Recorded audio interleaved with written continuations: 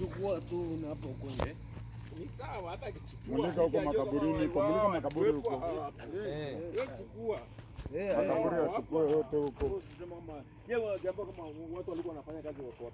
Angalia na manani na msalabani. Chukua kwenye misalaba, kwenye makaburi. Hapo tunapanda juu. Yaani mwili umepotea yani. Umepotelea wapi jamani? Mungu Baba.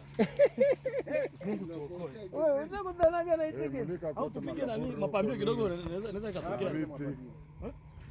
Haya ndio hapo sasa kaburi hilo hapo tushaliandaa. Moja tumeweka kabisa ni mbwembwe. Hebu toa majani kaburi. Hiyo ndio sawa. Hiyo si mbwembwe. Sisi ndio wachimbaji. Huyo unauza brand yako Seorisio. Ngoja hata nipige na mama Simon, wewe amwache bana. Nipige. Asalamu alaykum wallahi. Hai.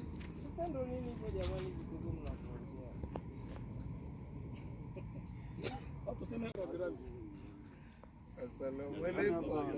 Inawezekana. Au tunyanyue na wao. Nyama sana. Wewe usishike makaburi ya watu wewe. Yanashikwaga.